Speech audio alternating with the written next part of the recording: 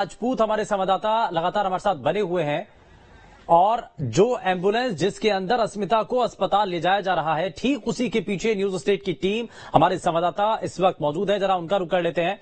आप सुरेंद्र, क्या अभी तक जानकारी मिल रही है? आप जिस लोकेशन पर ये घटना हुई, हादसा हुआ, वहां से अस्पताल कितना दूर है?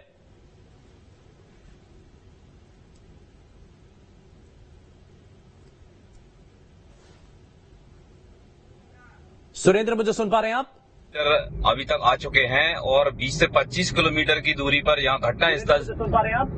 हेलो जी बताइए। लगातार जी बताइए। घटना स्थल से लगभग 20 से 25 किलोमीटर दूर ये शासकीय चिकित्सालय में अस्मिता को ले जाया जा रहा है, जहाँ पर उसका प्राथमिक उपचार किया जाएगा। हमने जैसे कि बता रहे हैं कि सिरोंज चिकित्सालय में सबसे पहले इसको अस्मिता को भर्ती कराया जाएगा और संभावना ये जताई जा रही है कि शुभेंदु की संभवतः हो सकता है कि उस सुरक्षित जो बच्ची को निकाला गया हो वो पूरी तरह सुरक्षित हो।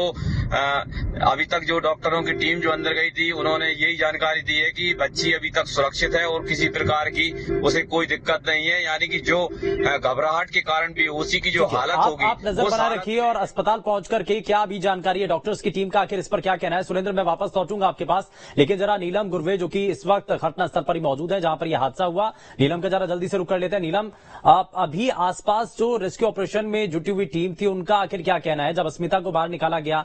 मूवमेंट थी, क्योंकि सभी का सवाल यही है कि क्या अस्मिता ठीक है, सुरक्षित है जब बाहर निकली है? तो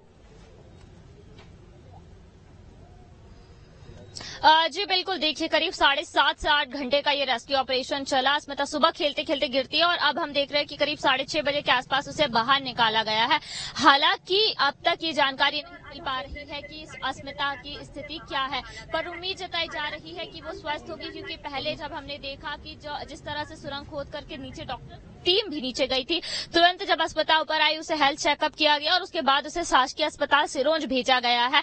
अब जो है जिला प्रशासन की टीम के जरिए ये जानकारी मिल पाएगी कि अस्मिता की स्थिति क्या है, पर जब हमने रेस्क्यू टीम से बात करने की कोशिश की, उन्होंने स्पष्ट जानकारी तो नहीं दी, पर उम्मीद जरूर यही है कि अस्मिता को बचा लिया गया होगा, क्योंकि यहाँ पे 2 से 3 ऐसे फैक्टर्स है जो अस्मिता के पक्ष में जरूर जाते हुए दिखाई दे। जैसे कि अगर हम बात करें कि जो गड्ढा था वो ज्यादा गहरा नहीं था, 20 से 25 फीट का गड्ढा था। अस्मिता अगर फंसी थी तो वो 15 से 20 फीट का गड्ढा था, वो ज्यादा गहरा नहीं। इसके अलावा जिस तेजी से रेस्क्यू ऑपरेशन किया गया, करीब 8 घंटे में फटाफट जो है ये रेस्क्यू ऑपरेशन तुरंत सुरंग खोद करके किया गया, क्योंकि गहराई कम थी। इसके पहले हमने देखा था कि जिस तरह से जब सीहोर में घटना हुई थी या विदिशा में ही एक घटना हुई थी, उसमें रेस्क्यू ऑपरेशन काफी लंबा चला था और ऐसे में बच्चों को नहीं बचाया गया था। जब अस्मिता को बाहर निकाला गया उस वक्त की अगर हम स्थिति की बात करें तो अस्मिता थोड़ी सी बेहोशी की हालत में थी, उसके मूवमेंट काफी कम नजर आ रहे थे। हालांकि अब जो है स्थिति क्या है, क्या कुछ उसके हेल्थ को लेकर के असर पड़ा है, क्योंकि 8 घंटे का समय भी एक 8 साल की बच्ची के लिए गहराई में रहना कोई बड़ी छोटी बात नहीं होती है, तो ऐसे में उसे तत्काल इलाज दिया जाना वो प्राथमिकता रही है डॉक्टर्स की भी, प्रशासन की टीम की भी। और अब जब डॉक्टर्स का हेल्थ चेकअप कर लेंगे, अगर हम बात करें घटना स्थल से शासकीय अस्पताल की दूरी की, तो करीब 20 से लेकर 25 किलोमीटर की दूरी पर शासकीय अस्पताल यहाँ से है। ऐसे में उसे फटाफट एम्बुलेंस के जरिए भेजा गया। एम्बुलेंस में उसकी मम्मी, नानी और नाना भी मौजूद रहे हैं। प्रशासन की टीम ने तत्काल प्रभाव से अस्मिता को एम्बुलेंस में बैठाकर रेफर कर दिया गया है। तो क्या स्थिति इस वक्त अस्मिता की है ये उसके स्वास्थ्य परीक्षण के बाद ही स्पष्ट हो जाएगा, पर टीम ने जिस तेजी से काम किया है उसके बाद जरूर ये कहा जा सकता है कि अस्मिता को जो बचाने की जो पूरी कोशिशें की जा रही थी वो कहीं ना कहीं कामयाब जरूर हो सकती है, ऐसे हम अंदाजा जरूर लगा सकते हैं। क्योंकि जब अस्मिता को निकाला गया तो उसका मूवमेंट काफी कम था, 8 घंटे से बच्ची अंदर थी, तो ऐसे में धीरे धीरे ही सही उसको ऑक्सीजन की जो सप्लाई वो की जा रही थी, पर गहराई में अंधेरा था और उसका मूवमेंट भी बीच में बिल्कुल नहीं मिल पा रहा था। बेहोशी की हालत में बच्ची को निकाला गया है। तो फिलहाल अस्मिता की क्या स्थिति, इसे लेकर के कुछ भी कहना इस वक्त सही नहीं होगा जब तक कि डॉक्टर्स खुद हेल्थ उसका चेकअप नहीं कर लेते और स्थिति की जानकारी नहीं देते। नीलम, जब टीम वहां पर रेस्क्यू ऑपरेशन में जुटी हुई जो टीम थी, जब अस्मिता को लेकर के बाहर निकलती है, क्योंकि उन्होंने बहुत बारीक से देखा था, उन्होंने बहुत करीब से देखा था, उनका क्या कहना था? बच्ची किस तरीके से दिख रही थी? अस्मिता का जो उस टाइम जो देखने से लग रहा था, क्या लग रहा था देखने से?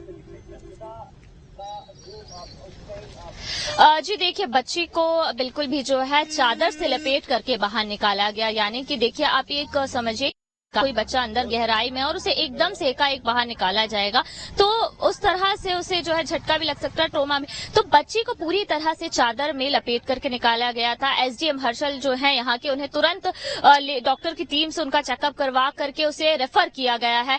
तो अगर हम मूवमेंट की बात करें तो अस्मिता का मूवमेंट नजर नहीं आ रहा था, क्योंकि ऐसा कहा जा रहा है कि हो सकता है बेहोशी की हालत में हो अस्मिता।